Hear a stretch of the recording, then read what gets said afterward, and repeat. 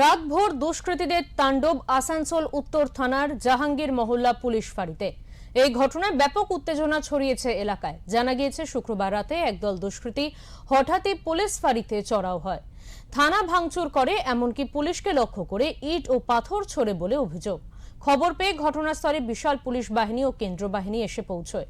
পরিস্থিতি নিয়ন্ত্রণে আনতে পুলিশ এবং কেন্দ্র বাহিনী লাঠি চার্জ করে বলে অভিযোগ। এই বিষয়ে আসানসোল উত্তরের বিধায়ক কৃষ্ণেন্দু মুখার্জি বলেন, যারা এই ঘটনার সঙ্গে যুক্ত রয়েছেন তাদের শনাক্ত করা হচ্ছে এবং কাউকেই ছাড় দেওয়া হবে না। দোষীদের বিরুদ্ধে কঠোর ব্যবস্থা নেওয়া হবে।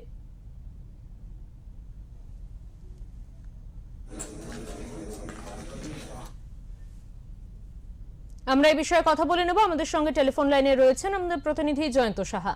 জয়ন্ত, আসানসোলের পুলিশ ফাঁড়িতে দেখা গেল দুষ্কৃতীদের তাণ্ডব, হামলা দেখা গেল, ঠিক কারা এই দুষ্কৃতী, কি পরিচয় জানা যাচ্ছে, কেনই বা তারা এরকম করলো, সেই বিষয়ে বিস্তারিত জানতে চাইবো।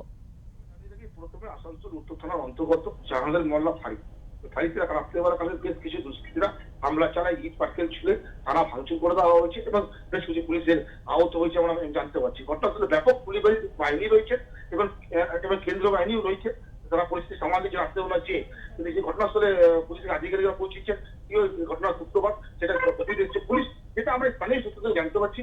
স্থানীয় কাউন্সিলর, তৃণমূল কাউন্সিলর আনসারি আলী, উনি যেটা বললেন যে মসজিদের যে মাইকের সাউন্ড কমানো কেন্দ্র করে এই যে ঝামেলা এমন হয়েছে, এমন আমরা জানতে পারছি। পুরোপুরি পুলিশ তদন্ত শুরু করছে এই মুহূর্তে। হঠাৎ করে পুলিশ হয়েছে সকালবেলা যেটা বিশেষ আপডেট দেওয়া হচ্ছে যে বিশাল পুলিশ বাহিনী রয়েছে, তাদের ফিরে ফেলা রয়েছে, কিন্তু দুষ্কৃতীদের মধ্যে কিছু দুষ্কৃতী ভক্তরা রয়েছে, তাদেরকে পুলিশ খুঁজছে এলাকায়, পুরো এলাকায় তল্লাশি চালাচ্ছে। কারাই ওই ঘটনা করলো, কারা পিছনে জড়িত রয়েছে এটা কিন্তু খতিয়ে দেখছেন। অন্যদিকে আসানসোলের উত্তরে যে নবনির্বাচিত বিধায়ক রয়েছেন কৃষ্ণেন্দু মুখার্জি, উনি বারবার জানিয়েছেন যারা এই দোষী আছে তাদেরকে পুনরায় গ্রেফতার করা হবে, যারা এর সঙ্গে যুক্ত রয়েছেন এবং পেছন থেকে যারা মদত করছেন তাদেরকে ছাড়া হবে না। এরকম ঘটনা ঘটালো কেন, থানাতে এইভাবে হামলা চালানো করে দুষ্কৃতীরা কারা, তাদের লোক, এটা কিন্তু খতিয়ে দেখা হচ্ছে, আমরা জানতে পারছি। এবার ঘটনাস্থলে এখন এই মুহূর্তে যেটা আমরা জানতে পারছি, বেশ কিছু রেলের আধিকারিক গাড়ি ভাঙচুর করা হয়েছে, দুষ্কৃতীরা ভাঙচুর করেছে। এই ভাঙচুর করার ঘটনা আমাদের খবর আমাদের কাছে উঠে আসছে, কিন্তু পুলিশ এখন ব্যাপক রয়েছে, পুলিশ তারা কিন্তু পরিস্থিতি সামাল দিচ্ছে। বারবার কিন্তু এখানে মাইকিং চলছে যেরকম ভাবে পরিস্থিতি সামাল দেওয়ার জন্য। স্থানীয় যে যারা কাউন্সিলর রয়েছে তারা পৌঁছেছে, বিভিন্ন ধরনের কাউন্সিলর, কংগ্রেস বলো, তৃণমূল বলো বা বিভিন্ন দলের প্রতিনিধি, তারা কিন্তু এলাকা শান্ত রাখার জন্য বারবার বার্তা দিচ্ছেন যে কোনো রকম দুর্ঘটনা না ঘটে যেন, বারবার কিন্তু তারা সেটা জানাচ্ছেন। কিন্তু এখন এই মুহূর্তে যে পরিস্থিতি রয়েছে, পুলিশ কিন্তু পুরো একদম এলাকা ঘিরে রেখেছে। একদমই, অনেক ধন্যবাদ জয়ন্ত তোমাকে।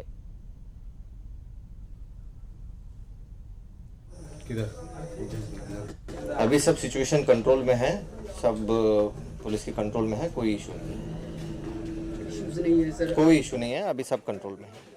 सुने हैं कि पुलिस की थोड़ी खाड़ी में तोड़फोड़ हुई है, तो नहीं, सब उसको टैकल किया जाएगा, कोई इशू नहीं है। ठीक है, हम आइडेंटिफाई कर रहे हैं, जो भी सीसीटीवी फुटेज में पाया जाता है सभी के खिलाफ कानूनी कार्रवाई की जाएगी।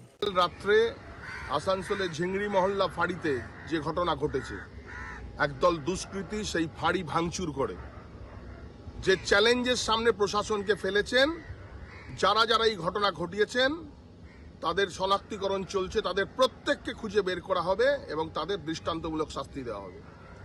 এবং যারা পর্দার পেছনে থেকে এসি ঘরে থেকে যারা এই ঘটনাকে উস্কানি দিলেন, তাদেরও কিন্তু খুঁজে বের করে তাদেরকেও কিন্তু শাস্তি দেওয়া হবে। সাধারণ মানুষের উদ্দেশ্যে আমার বার্তা, ওই অঞ্চলের আপনারা কোনো প্ররোচনায় পা দেবেন না, প্রশাসনের সঙ্গে সহযোগিতা করুন, কোনো উস্কানিতে প্রভাবিত হবেন না। আমরা আইনের শাসন প্রতিষ্ঠা করতে পশ্চিমবঙ্গে বদ্ধপরিকর, এটার মধ্যে কোনো প্রতিবন্ধকতা এলে সেটা কঠোরভাবে সেটাকে দমন করা হবে।